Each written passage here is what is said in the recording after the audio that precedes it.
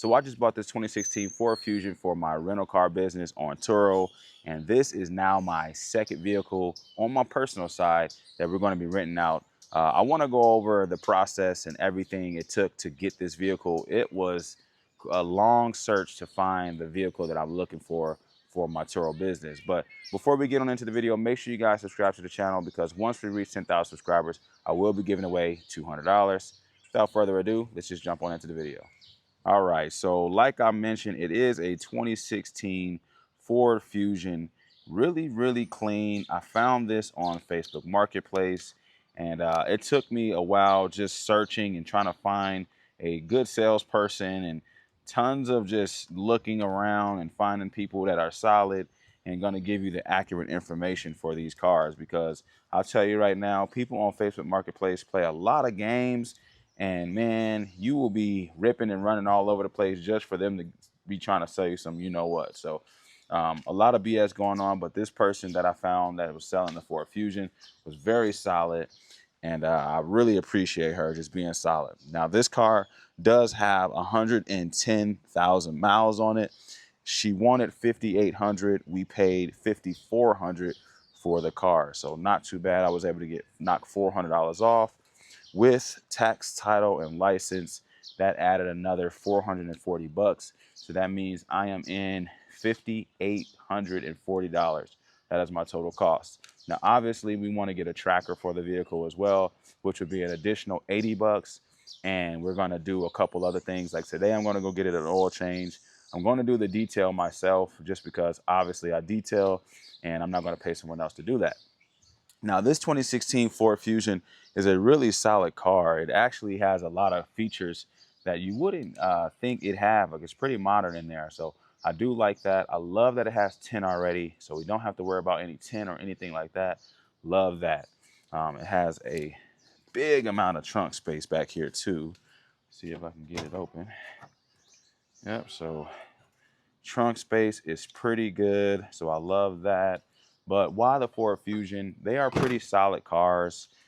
They hold their value. If you look up Ford Fusions from anywhere from a 2013 and up, they are doing really good in the used car market. So definitely, if you can find a Ford Fusion, you definitely want to get one of those if you're trying to start off your Turo fleet. But this car, I did put in my business name. Anytime you are getting a vehicle to put on Turo, you want to just put it in your business name for liability reasons. Don't want to put it in your personal. Now, if you have to, no problem. I get it. I do have a vehicle in my personal name just because it was my personal car, and that's the car I started with. But now, every car that I purchase, I do put in my LLC. Now, here is the inside. It's got the black interior. It looks really nice. Kept up pretty good. I didn't do anything crazy. Doesn't look too bad in here. I do want to detail it, just get the carpet cleaned up a little bit. I do actually have someone that's wanting to rent it for this weekend, so I'm trying to hurry up and get it ready to go so they can rent it for the weekend. But yeah, shouldn't be a problem getting it going. Let's take a look at the back seat here. A lot of room back here as well, so not too bad of a car at all. I'm not too mad at this one. Now, like I said, it has 112,000 miles on it. I'm gonna go take it to get an oil change here in a little bit, but I just wanted to show you guys the new baby, okay? I'm not gonna turn on anything. I just wanted to show you what the car looks like and go over that with you guys. So pretty much the story on how I was able to get this car. Now, I met up with quite a few people over the past couple weeks, and I told myself my budget was about 44. It started at 4,500 because I was just trying to find something reasonable. And I'm gonna tell you now, depending on where you are, you're gonna run into a lot of just BS people that are just not being honest about what they're trying to do. And it gets frustrating. It gets very frustrating. And, you know, you just want to make sure you have your OBD2 scanner. I promise you, that thing has saved me from a lot of BS. One story that we had was we were trying to buy a car for the business side, and we went up to meet up with the guy for a Chevy Sonic. The Chevy Sonic was looking good. The guy didn't even know what an OBD2 scanner was, and I explained to him what it does and what I'm using it for. And he's like, oh, okay, cool. So check the car. Car's good, looking all right. What some things that needed to be done to it. He wanted $4,400 for the car. And, you know, we were like, okay, that's fine, not bad. Maybe we'll think about it. But he had a Ford Fiesta sitting there that we were actually interested in. So I asked him about the Ford Fiesta. And he's like, yeah, you know, I just need a new tire on it. It's a 2016, 82,000 miles. He wanted $5,400 for it. We were all for it. All right. Long story short, we told him we'd come back Wednesday after you got the tire put on, which was 2 days later, and we'd come up and buy the car. All right. 2 days later, which was Wednesday, I went to meet up with a couple Ford Fusions. There was a red one I was looking at for $4,400. They had for sale, and it was a 2015, I thought, but it ended up being a 2013, and that was not I couldn't do a 2013. Not that I couldn't do it, it probably would have worked for the Turo platform, but it can't be 12 years older or more. And it was right at 12 years, and I just didn't want to take a chance on it, especially because I knew I was going to look at this one too. It probably would have been all right, but I'm just cautious. And there were a couple things that, like when I was driving, that kind of threw me off a little bit. So I was like, I don't know, I'm kind of hesitant about that. So I did end up getting the 2013, simply because the entire time I thought it was a 2015, but come to find out it was a 2013.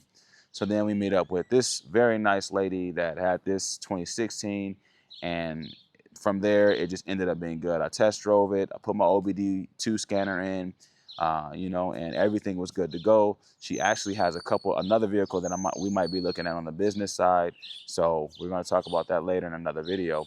But really what I'm getting at is, okay, I'm rambling. But anyway, so I end up purchasing this car. I left it up there because I didn't have another driver, because we were going to get the Ford Fiesta to bring back home on the business side. We go to the guy's house, Ford Fiesta. We get there. He has a tire on it. We're like, okay, good, good. We get there. We're trying to figure out the gas, because I guess in Ford Fiestas, when you're putting gas in, it has this special lock mechanism where you can't just put gas in it, because he ran out of gas, right? So we get some gas in it. And when we went to look at it Monday, I did put my OBD2 scanner in, and there were no lights that came on, no codes or anything that came up. So we were like, perfect, right? This time he had driven the car around and it ran out of gas. That's why it didn't have gas. So we had to put more gas in it. We get gas in it. We get it started up because the car had been sitting, so we had to jump it. Get it started up, and it's doing all right. It's idling for a little bit. And then I noticed the check engine light came on. So I was like, oh, that's not good. So I plug in the OBD2 scanner, and I took some screenshots so you guys can see here. And these were the codes I was getting. And I was just like, nah, we can't do this. We can't do this car at all. Like, it's a no-go. The car started shaking, and then it just turned off. I wish I had this content. I wish I would have recorded this entire transaction, this whole thing, because it was just ridiculous. I'm not going to lie to you. But anyway, we're looking, we're trying. I was just trying to like be positive about it, but the car was just, it wasn't ready to go. It was horrible. I'm not going to lie. So we tell them, like, we're probably not going to do this one. And, you know, we was like, well, we'll take a look at the Sonic again just to make sure. So I get to the Sonic, put the OBD2 in. Well, actually, I attempted to put it in again. And he's like, no, I don't want you to do that. And I was like, well, why? He's like, well, because I think that's what's messing up the car. That's what made the lights come on and all these codes pop up. I was like, no, that's not what an OBD2 does. It checks for that stuff. But he had to have been new to purchasing vehicles or something. I don't know.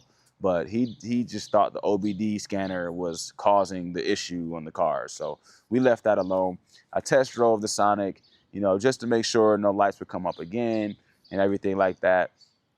And, you know, mind you, we took 2 trips, 2.5 hours away to go get this car from him. And we get back with the Sonic, and I asked my business partner, I said, okay, what's our bottom dollar on this car? Based on everything that happened today, what are we willing to pay? No more. Like, what's the max? He says $3,500. We agree on that. So I asked the gentleman, I said, okay, after driving it, these are the things we need to fix. What is your, like, what are you working with? What do you want to do for us for all the trouble you caused us, pretty much, right? He's like, you know what? I'm sorry, guys. I didn't mean to cause all this trouble. I know you guys drove 2.5 hours. I want to give you guys a deal. Instead of $4,400, I'll do $4,300. Yeah, $100 off. I was like, yeah, no, we're out of here. Like a 2014 a Chevy Sonic, and you're only going to give us $100 off. We came 2.5 hours away. Like it was a horrible experience. And this is why I'm telling you guys, keep an OBD2 scanner when you're going to look at cars. All right, always use that before starting the car up, or no, before starting the car up. When you start the car up, drive it for a good 10-20 minutes. If you can get a chance to get on the highway, drive it, get back, and then run the OBD again. Because a lot of times people will clear these codes, they'll clear the check engine light, and because you can do that with the OBD scanner. And then what they'll do is they'll get back, you'll drive it again, and then it'll come back up. So make sure you have that scanner. I'm telling you, it will save you from most mechanical issues. All right. But that's really it. I know I kind of rambled on a lot, but I just wanted to share you guys our experience on, trying to purchase cars from people on Facebook Marketplace. It can be a bit of a draining experience, but it can also be a great experience. So far, we found 2 solid cars on the Facebook Marketplace at a reasonable price. And you want to do your homework. Always use Kelley Blue Book to see, what things go for. Get the VIN number ahead of time so you can check the value of it. And always do the car as good. Don't do very good. Just do good. That way you can get an idea on what these cars go for on Kelley Blue Book. And I say Kelley Blue Book because when Turo, if there anything that happens to the car, Turo will go based off what Kelley Blue Book says, all right? But I know I said a lot of stuff here. I just wanted to give you guys a transparent video on purchasing vehicles on Facebook Marketplace. It can be really good, but it can also be a hassle, all right? Just do your homework on the cars. When you get there, if you're seeing issues or you hear things, do your homework right then and there. Take your time. Don't rush. Don't be thirsty to buy a car because you just really want to have one. I mean, I've probably driven from last week to this week a total of 30 hours, maybe a little over 30 hours, just driving to look at cars there and back. So I'm done. I'm going to take me a break from driving. I finally got another car. So we're going to get this thing on the Turo platform, get it running. But that's it. That's all I have for you guys. Make sure you subscribe to the channel. Invite your friends and family. Don't forget, turn on the notification bell. All right. Once we reach 10,000 subscribers, I will be giving away $200. That's all I have for you guys. Scoofy here, and I'm out.